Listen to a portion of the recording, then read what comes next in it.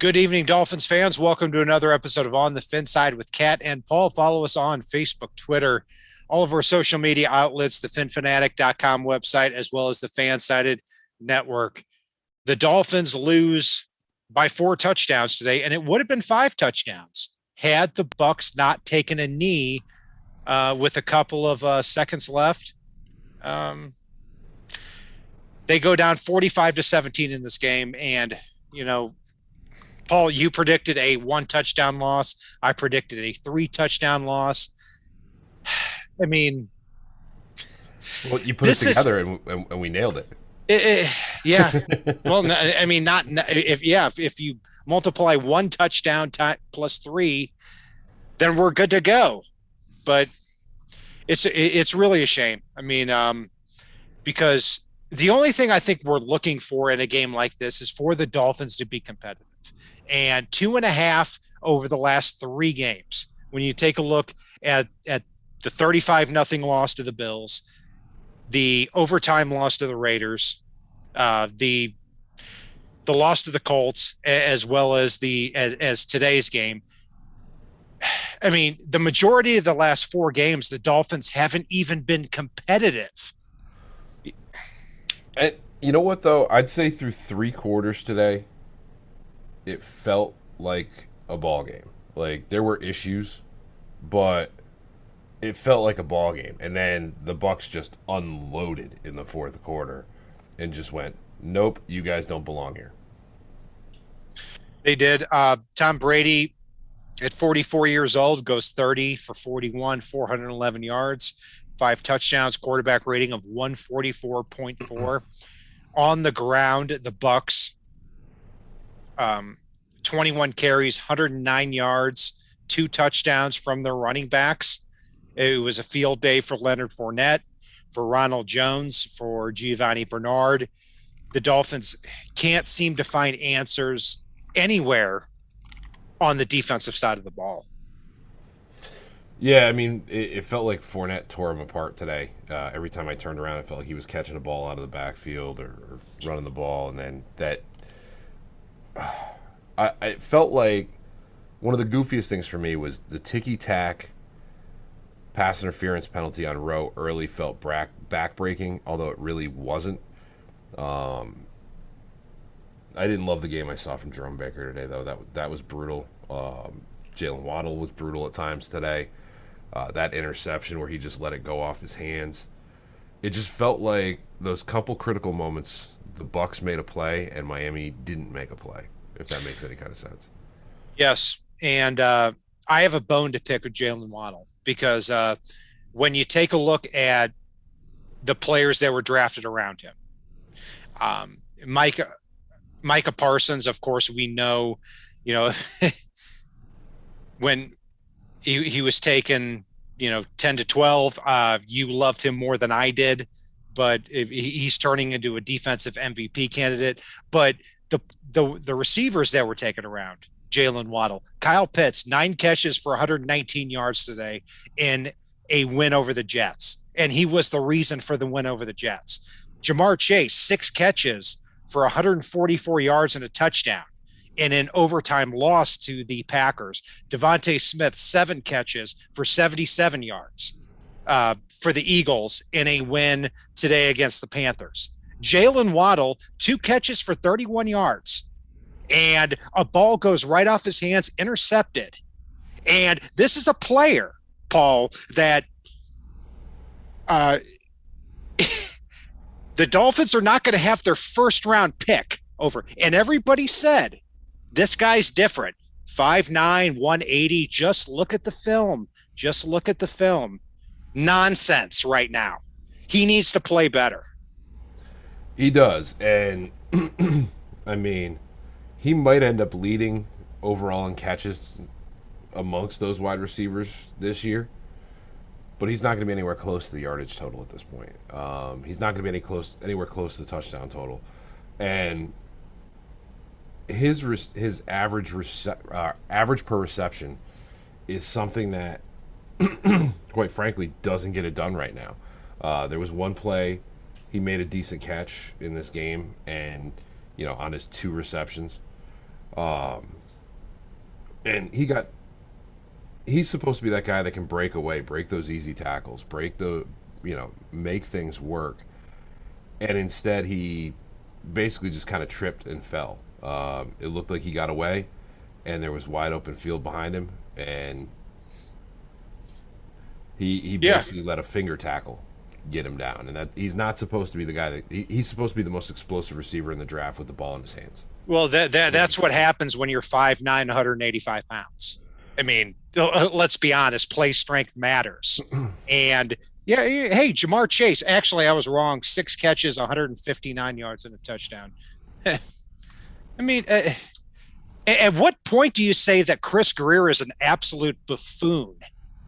I think he's embarrassing. If Stephen Ross weren't drooling on the way back from any flight that Chris Greer was on, I mean, what more can you say? Yeah, no, I mean, let's be frank. It's we talk about the guys drafted around Jalen Waddle and what Miami gave up to get him. We talk about this Herbert and Tua debate, and in all honesty, what Miami did with the extra picks last year with Tua, what Miami did this year to go up and get Waddle. I would give up all of it to do exactly what I wanted to do last year and go up and get Burrow, the guy that's not made of glass, even though he got hurt last year, the guy that doesn't fully need an offensive line to get it done, the guy that can, I think, probably would have been able to make it work with the receivers that Miami had already. And with can you imagine the way Joe Burrow would drool over having Mike Gesicki out there? I mean, you watch him in Cincinnati, and there's no way he would play inside this small little box. He'd check out of it and go, and it might piss some of the coaching staff off. But end of the day, he'll make just about any coaching staff look good. Yeah, I mean, Joe Burrow's a very good quarterback, an emerging quarterback, and it's really not about Jalen Waddle. It's about what the Dolphins gave up to move back up for Jalen Waddle, because right now the Dolphins are 1-4 and they don't have their first round pick if this goes off the rails. Here's the positive news when it comes to the Dolphins schedule. Over the next several weeks, they play the Jaguars in London in week 6 next week, and they better win that game. If not, then we may as well just throw everything out of the window. After that, they play the Falcons at home, at Buffalo, which is a tough game. And actually, Buffalo is up by 3 touchdowns against Kansas City now. And then week 9, Dolphins play at home against the Texans. Week 10, at home against the Ravens. Then the Jets. Then the Panthers at home. Then the Giants at home. Then a bye week. Then the Jets at home. So the schedule starts to loosen up here. And the pavement has been set that if something is going to change over the next several weeks, over the next 2 months, it's got to be Tua coming back and making an impact against this week's schedule. Yeah, and the other thing too is I like the fact that they made the change on the offensive line today. That I think is going to help when Tua gets back as well. I mean, you and I talked about it a little off the air, but Austin Jackson looked a heck of a lot better at guard than he does at tackle, and Liam Eichenberg, as we've been saying, well, for 2 months now, is probably the answer at left tackle as it stands right now. Yeah, and to your point there, Liam Eichenberg playing at left tackle and Austin Jackson playing at left guard for a couple of quarters made the offense look actually workable, because Jackson was not getting bombarded on the edges. And on the other hand, at right tackle, Jesse Davis was going up against Shaq Barrett, led up a sack and a half. Of course, he's not going to be able to do the job. I don't understand why the Dolphins aren't doing the same thing at the right tackle position. Move Robert Hunt out to the right tackle spot. Move Jesse Davis back into the right guard spot. I mean, if put your most important players at the tackle spots. Yeah, no, I'm 100% with you on that. Uh, I'm trying to remember off the top of my head. Does Tua come back next week or the week after? He comes back next week if he's activated, and it's his time. Because if not, when is the time? The Jaguars are allowing nearly 80% completion percentage to opposing offenses. And if the Dolphins go 1-5 next week, if they go 1-5, and somebody asked this in the chat here, what do you do at that point? I don't know. I don't know. I personally, if I were Stephen Ross, I would start out, if Miami were to lose next week, I would be in Brian Flores' ear and basically saying, look, you need to make some changes. You've shown you could be the guy, and this year you're not showing us that you're the guy. Make some changes, or I'm going to. Yeah. I mean, And give them a week or two to adjust and see what we get, because there is a lot of talent on this roster. I keep saying it. Like, it's not the ideal roster. Do I feel like there have been some whiffs? Absolutely. We've talked about some of them.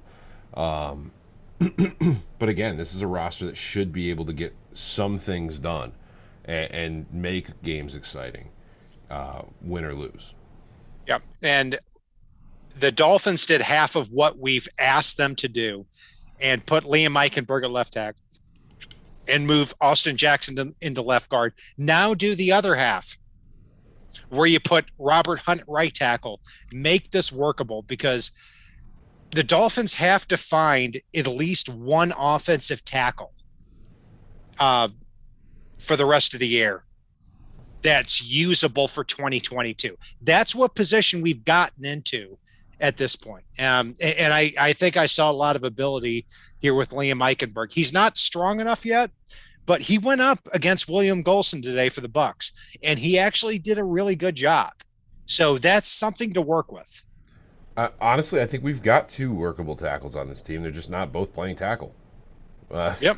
It's that's the worst part for me is, you've got a guy that you can get out in space at receiver, and you're not doing it. You've got a tight end that can really change the dynamic of a game, and a lot of times you're not doing it. We saw today what we've been saying all offseason and most of this year. Myles Gaskin can be explosive out of that running back spot, and they're finally doing it. But, why does it take you 5 games to get there instead of really just trying to run the wheels off Malcolm Brown most of the time this season? And yeah, I mean, sticking on that point too, Malcolm Brown did not get 1 carry today.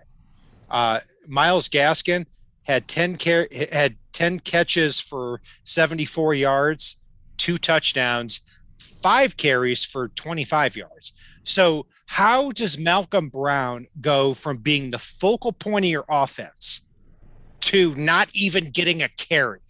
That doesn't make sense to me. I mean, he should have been the focal point of your offense to begin with. And Myles Gaskin is talented. Myles Gaskin should be on the field all the time. And I actually think this, for everything we've said about the Dolphins play calling, I think they had a good plan coming out today. That's why they went up 10-7 at the end of the first quarter, because they were able to spread the field out. And they were able to get Myles Gaskin in space and run their offense through Myles Gaskin and then go to the wide receiver position. I'm completely with you on that. And this felt like a game that wasn't out of reach until there was about 12 minutes left in the fourth quarter. Like I said, this is a game that a couple of little things where the ball bounced a different way, and Miami's in it. It felt like the turning point in this one, and not to reiterate about Jalen Waddle, but the turning point in this game where it felt like it went completely out of reach was the ball that skipped off Waddle's hands and into the defense. It's the biggest sin for me when a guy drops a pass is if he bats it up in the air for the defense to make a play. We've talked about that in the past a lot. My fear is that Jalen Waddle is going to be unfairly put into the same situation as Ted Ginn. Where Ted Ginn was actually a talented player who had a 13-year NFL career, but because he was drafted so early, it wasn't fair to him. And it's a shame. It's a shame, and it's a misevaluation of talent. And I blame Chris Greer. Chris Greer, I'm looking at you. You're not good enough. Jeff Ireland was better than you. You're a loser. All right, let's move on. I like Jeff Ireland, but that's here nor there. I mean, and Jesus, Jalen Waddle already has what? I think he already has more receptions than Ted Ginn did his rookie year in Miami. Yeah, probably. Except Ted Ginn had more meaningful catches, which sucks. Preston Williams, hey, first drive, 2 catches for 55 yards. Looked like the Preston Williams of old. The rest of the game only had 1 catch for 5 yards, though. Which also looked like the Preston Williams of old. He'll have his 2 big plays and then disappear. And I've got to say, I mean, some people have been saying this in the chat recently, and I agree with them. Dennis Hickey, what an underrated front office dude. I don't disagree. But yeah, I mean, Dennis Hickey was like, "Hey, we have a problem at the offensive tackle position. How about we go out and get Brandon Albert at left tackle and Juwan James at right tackle and actually protect the quarterback?" Who does that? Come on now. I mean, I'm hoping the Dolphins can get 1 offensive tackle here in the rest of the year.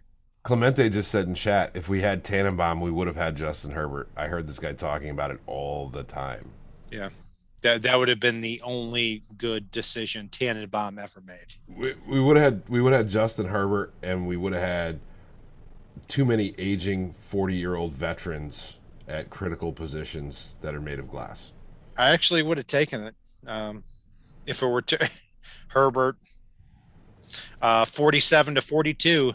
The Chargers won today, largely because of Justin Herbert. But that has more to do with Herbert than it does Tua. So Tua coming back next week against a terrible Jaguar secondary, and the runway is being set for Tua to do well. That's what that is really the only positive, going on here. Does Tua have the stones to override his offensive coordinator? Because that's also going to be part of that. Grandizer said in the chat here, didn't Hickey draft Billy Turner too? And yeah, Billy Turner is a fantastic offensive tackle with the Packers. The Dolphins should have stayed with him a little bit longer. Jeez. So let's keep moving. Mike Gesicki, 4 catches for 43 yards. I hope the Dolphins keep Mike Gesicki long term. And I actually thought they kind of used him well here today. They actually put him in the slot and made him run routes and get some advantages there against that Bucs secondary. 4 catches, 43 yards, it's fine, but I think is a mismatch nightmare. And when the Dolphins get the rest of their team correct, Gesicki is going to be a very good player. And I'll remind people again and again, he was 4th in the NFL last year among tight ends in receiving yards.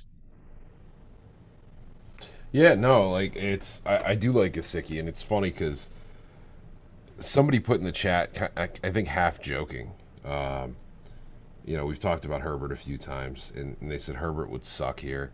And I'm not 100% sure he's wrong. I haven't, we watched last year, and it didn't feel like Herbert had the stones to check out a poor play calling. And you look at the players that Miami has mismanaged, misutilized, and you name it over the past few years. I wouldn't be surprised if they were running this check down short offense, even with Herbert in the fold. Um, Looking at Herbert, I've seen him go to second, third, and fourth reads, unfortunately. And I thought that he was not mentally sharp enough to be that type of quarterback that can do what he's doing in the NFL. I was wrong about that, and that sucks. That really sucks right now. But that's not a misevaluation of Tua right now. I mean, Mm-hmm. look, Tua has the opportunity the rest of the year to come back in and play at a high level. And people keep forgetting that Tua has played one game. He started one game against New England, and the Dolphins won that game. And now the Dolphins have a weak schedule coming up against the Jaguars, against the Falcons. And we could be talking about 9-4 for Tua here in a couple of weeks. Yeah, well, Tua started 2 games. Unfortunately, they tried to block AJ Epineza with a ghost blocker, and that's not actually found out that that's not actually a thing. Yeah. And speaking of that, Jesse Davis today, it was kind of unfair. He was one-on-one against Shaq Barrett, and gave up a sack and a half, and that wasn't good enough. On the defensive side of the ball, Paul, Jalen Phillips looks the part, without question. He had another sack here today against Tom Brady. What I've noticed is Emmanuel Ogbah and Jalen Phillips look good on the edge individually. Christian Wilkins at defensive tackle, Zach Sealer at defensive tackle, Raekwon Davis came back today. They all look good individually, but they can't pressure the quarterback enough together. We can't get 2 or 3 of them to play at the same time, and I'm not quite sure why that is. That's why Tom Brady was able to stand in the pocket and make such concise throws here today. That's a shame, but individually, a good unit, but not good enough today. Well, if you want to get pressure on the quarterback, somebody pointed out Charles Harris has 4 sacks already in the first 5 games. Yeah, he does. Oh my God! Hold on a second. I've got a signed football for him. Hold on, keep talking. All right. So while Cat's getting his signed football from Charles Harris, what I'm going to bring up here on that front is, to me, again, that speaks volumes for the mismanagement of resources on that team. It speaks volumes for the players being utilized incorrectly. It speaks volumes for the fact that Miami just can't seem to put these guys in position to succeed, and it's a pattern. It's an absolute and terrible pattern that we've got right now, and that's where the coaching staff comes into play for me. Look at that, Charles Harris, University of Missouri. If you asked me last year, I would have said that ball was worth a nickel at this point. It still is. I mean, I don't know. He keeps getting sacks. Jesus. He's on pace for double-digit sacks. How many sacks does Deion Jordan have now? I mean, I'm not going to look. He's out of the NFL now, but he turned into a good player after he left the Dolphins.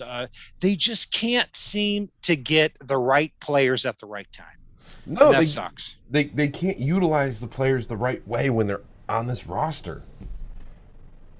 They get that's there's no way that there's a magic wand that gets waved over these guys at the airport and said, you can be good again now, as they're leaving town. Yeah. And I thought, I called you right after the Dolphins made that trade. They moved from 3 down to 12 when the 49ers were going up to get a quarterback. And I told you that the Dolphins already won this trade. Don't do anything else. And they traded back up to 6 to get Jalen Waddle. We would be talking about the Dolphins having 2 first-round picks next year in 2022 and 2 first-round picks in 2023. And if they had done what they did this year, because I think Waddle and Jalen Phillips are good picks. then we could start stockpiling wins on top of each other. But they didn't. The Dolphins had to feel like they're smarter than everybody else. And that's a shame. Yeah. No, and again, I keep going back to the coaching because we've, whether it's Ben Ireland, Hickey, Chris Greer, we're putting talent on this roster, and we're not utilizing it correctly over and over and over and over again. And that, to me, screams fixing the coaching. So at least if we get coaching in that develops these players appropriately and utilizes these players appropriately, we can evaluate if we're getting good enough talent in. Right now, I'll disagree with you on that because I don't think the Dolphins have the talent. Because, I mean, I saw the Dolphins put together the best game plan they could have possibly put together today. I mean, they have Jacoby Brissett at quarterback. They have no running back. They have a bad offensive line. They have a defense that can't stop the run. I think there are players that they can build upon, but I don't think it's good enough talent-wise. They do have players they can build upon, but again, it's still a hard call to make when, we're slowly starting to put some of the kicking Austin Jackson inside and putting Liam Eichenberg at left tackle, putting Robert Hunt back at right tackle.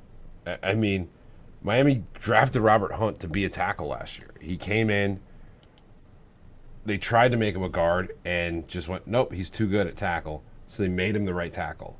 And this offseason, the coaching staff, which is not on Greer at all, went, it would be awesome. Let's make that guy that did a good job on the right side last year, will be protecting to his blind side. Let's make him a guard. I mean, end of the day, if Robert Hunt was at right tackle, I'm not sure he would have let Ebenezer run free. Yeah, that's and we'd be in a whole different scenario right now. And Darth Logan the 15th said Barry Jackson reported Flo had as much in the personnel decisions as Greer. You want to fire Greer, then fire Flo as well. 100% agree with that, because there is no way in the world that I believe that Brian Flores was locked in a closet somewhere while Chris Greer was making these decisions. No way in the world. And these last first round picks, Christian Wilkins in 2019, Tua in 2020, Noah Igbenogany in 2020, Austin Jackson in 2020. There's no way in the world that Chris Greer was like, no, hey, Chris Greer, no, there's no way that we can draft those players. Michael Pulsick, we will talk more about the defense. We have talked a little bit about it, but there's been a lot in this game also that we had to talk about on the offensive front. It's because the game plan was better on the offensive side of the ball today, but you look at things there, and some of those piss poor decisions led to things with the defense. And end of the day, I thought the defense played okay through three quarters. Not great, but okay. You take back a rope, ticky-tack penalty, and the Bucs probably kick a field goal there. And really, Miami's right there in the game. And this is the Bucs are a team that's going to score some points on you. It was the fourth quarter they completely fell apart. But we seem to see them fall apart when the lead becomes insurmountable. Yeah, and the Dolphins, let's be honest, lost by 4 touchdowns today. So we've got to go through the grades, and I've got to go through one comment here by Roy Smith saying maybe we need a fullback. Yes, sir. Just kidding. Don't hit me. Yeah, I'm going to hit Ethan Carter, get on that field, buddy. He didn't. So let's go quarterback.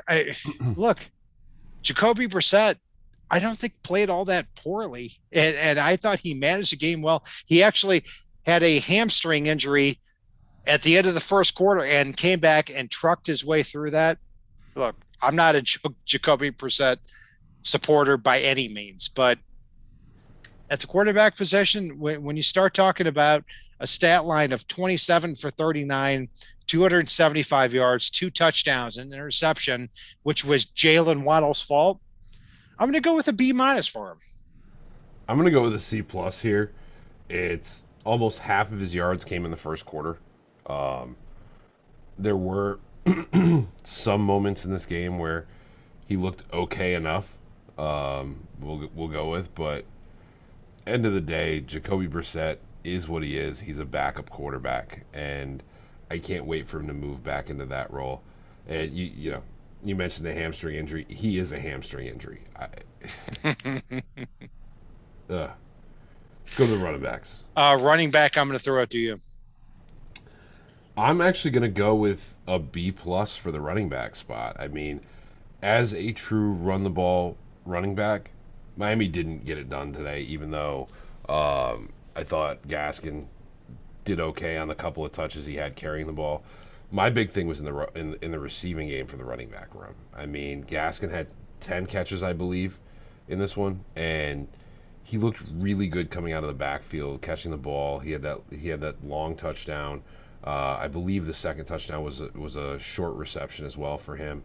So Gaskin was good enough, absolutely, at the running back position today. I like the Dolphins' idea of running the offense through dumping the ball off to Myles Gaskin because it took pressure off the offensive line. 10 catches, 74 yards, 2 touchdowns. He only had 5 carries for 25 yards, which is always a little bit weird to me, but the Bucs on the year are averaging have allowed 2.7 yards per carry to opposing ball carriers. So that makes sense that the Dolphins strategize that way. Actually, like that strategy too. So I'm going to go with a B for him, just because of the receiving skills. Thank God Malcolm Brown was not on the field, because I hated seeing Brown running through the teeth of the defense over the last two games here. Wide receiver, Preston Williams steps up, 2 catches for 55 yards on the first drive, but doesn't do anything more after that. And Jalen Waddle dropped a touchdown.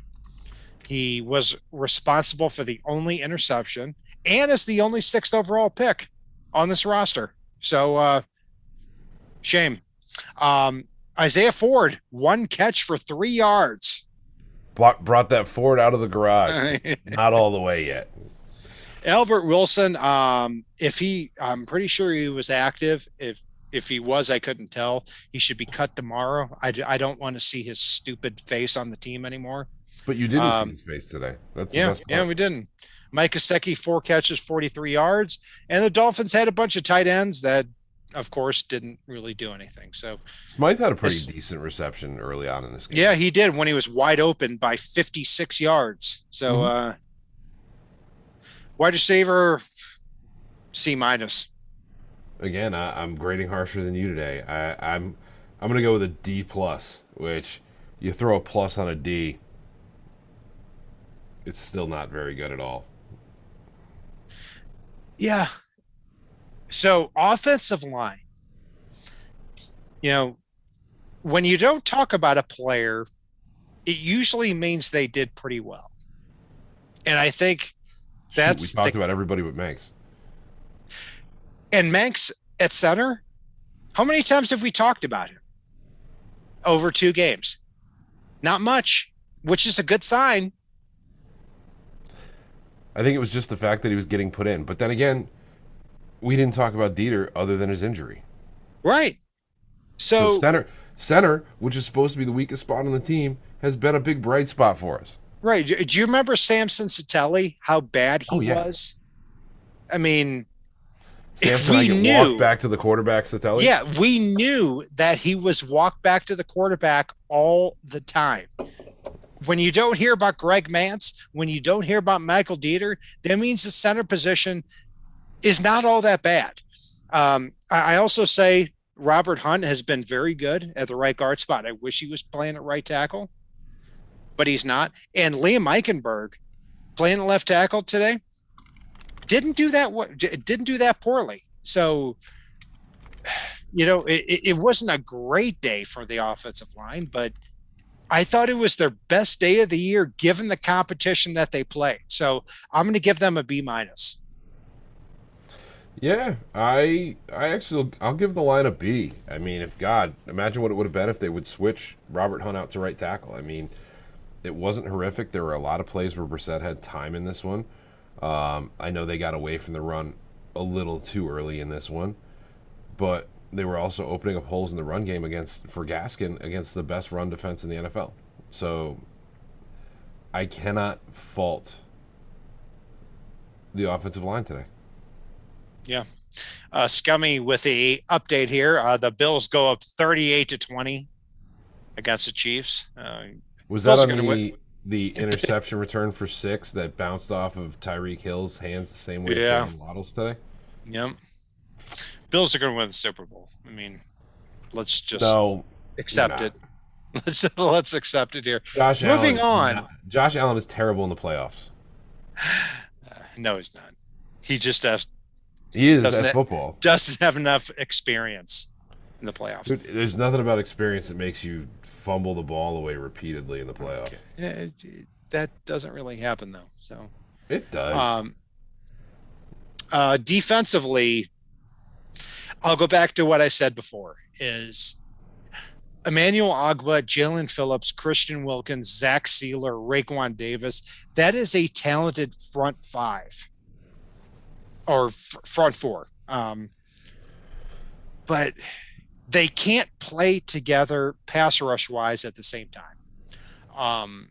And today, Tom Brady had all day to throw, and that had every bit to do with why he was 30 for 41 for 411 yards, 5 touchdowns, a quarterback rating of 144 against this defense.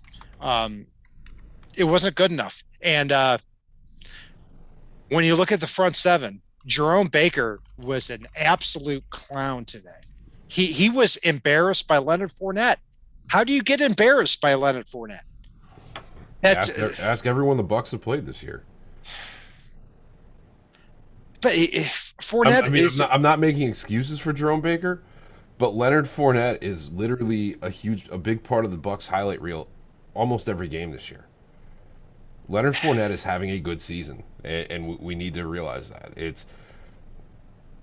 I mean, Gio Bernard, you can't ask Baker to cover Gio Bernard one-on-one. You just can't. That's not his. Yes, you can, though. You can ask him to. You can also. Yes, you can. Gio Bernard. Ask Zach Sealer to cover Gio Bernard. Jerome Baker is making $10 million a year. He should be able to cover Gio Bernard. That's not his primary skill set. He gets misused, and that pisses me off with him because when he's utilized correctly, and let's face it, where is the amoeba defense that made this team so successful, including Jerome Baker?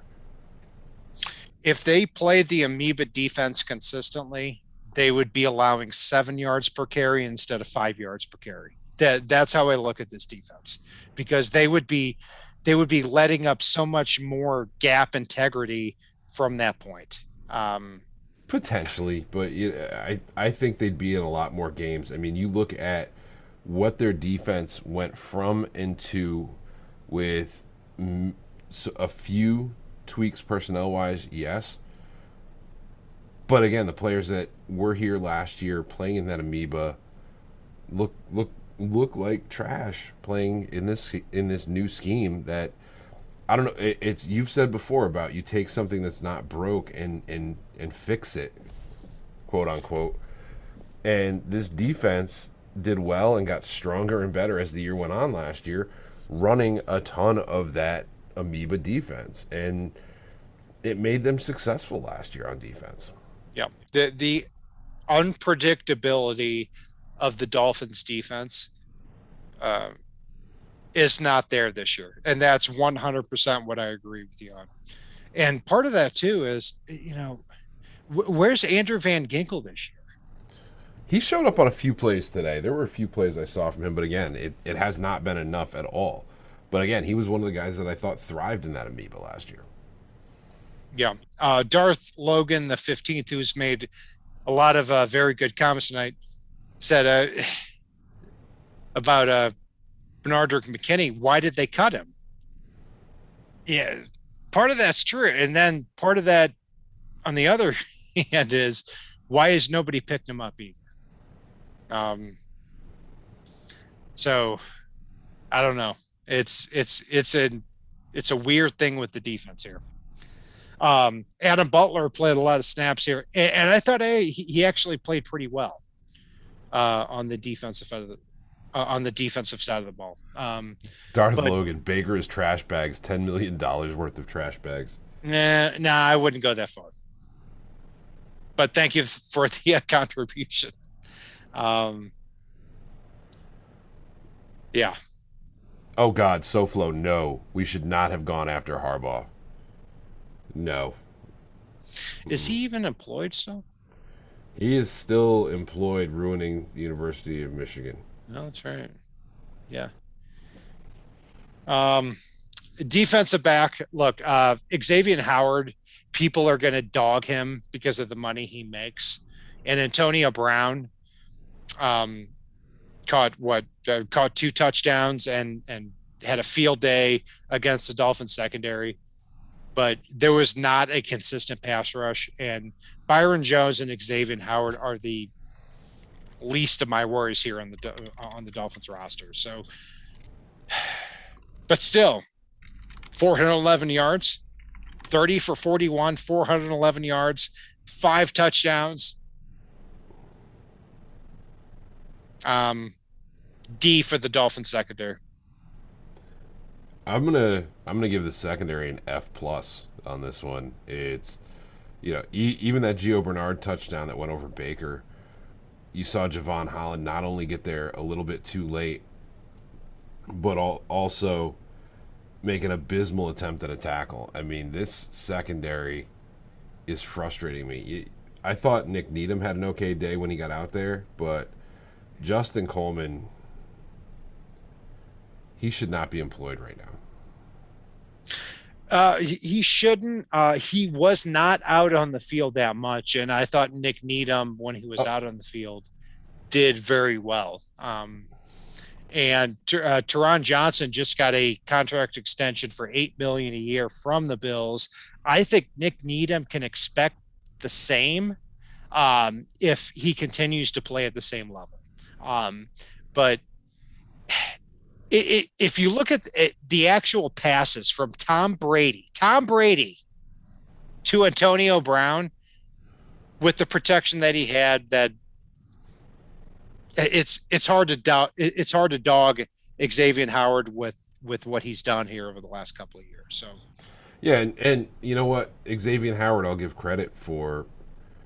Every player has a bad game once in a while, and if this is the equivalent of his bad game, getting beat on a couple of plays by Antonio Brown, I can live with it. I expect him to fully bounce back next week.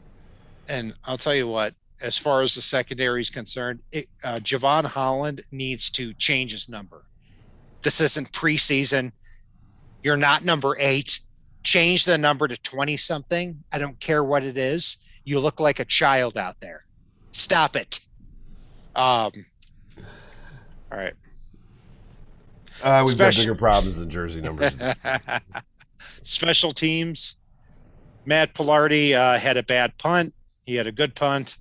Jason Sanders had a field goal. Blah blah blah blah blah blah. B- for special teams. I'll go with a B. I don't think we returned a kickoff all day on the week that we got rid of our kick returner. So, it's. I'll go with a B here. There wasn't much to write home about. I mean, we should have had 2 field goals if Jacoby didn't literally just stand there like the Heisman until somebody took the ball off his hand in the second quarter. Yeah.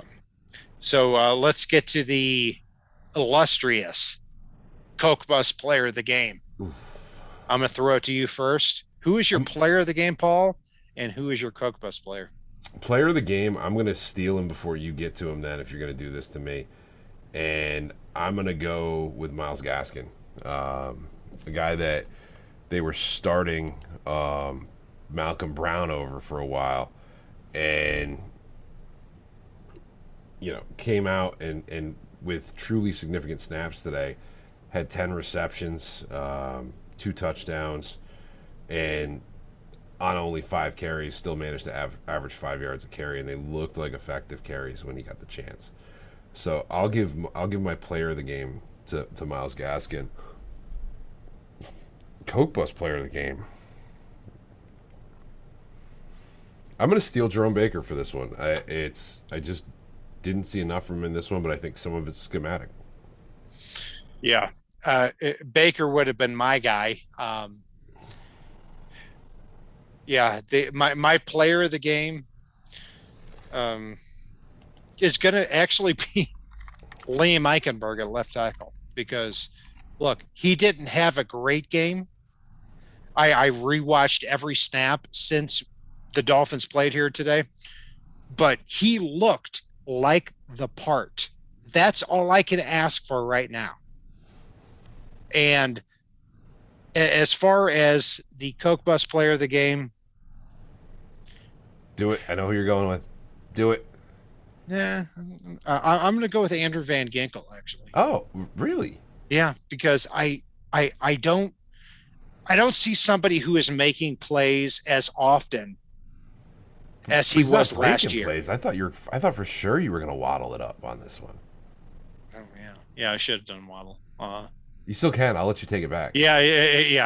In fact, I'm gonna go back and go with Jalen Waddle, because 2 catches for 31 yards and lets a ball go right through his hands for an interception. He batted it up like he was setting the ball in volleyball. And 6th overall pick, and he carries that tag too of 6th overall pick, and it's not good enough right now. And I look at the Dolphins' upcoming matchups: the Jaguars, the Falcons, the Texans, the Jets twice. Waddle better put up, 120-yard, 150-yard games like Kyle Pitts did today, like Jamar Chase did today. Otherwise, I don't want to talk about some 5'9", 185-pound receiver, okay? Because that's not good enough right now. And the Dolphins don't have their first-round pick next year when the season might be going off the rails. Kat, I'm going to make a bold prediction that next week Jalen Waddle has 15 catches for 7 yards. And somebody in our chat, too, said Rondell Moore. Yeah, Rondell Moore is somebody, 5 catches, 99 yards. Didn't break 100. I don't want to hear about it. No, in the third quarter, and I've got to check to see if he did more than that, and he probably did. We like 100. I don't want to hear about it. So the Dolphins better not lose to the Jaguars in London this week, because the Jaguars have lost 20 games in a row. And we're going to be joined by Sports Grind Don here this week to break down the Jaguars matchup. And that's going to do it for the Dolphins ass kicking today from the Bucs by 4 touchdowns. Ugh. I'm Brian Cat NFL. Paul is Fanatic _pick. You go join us on the finfanatic.com website, as well as the FanSide network. And if it's not on the right side and it's not on the left side, it is on the FinSide.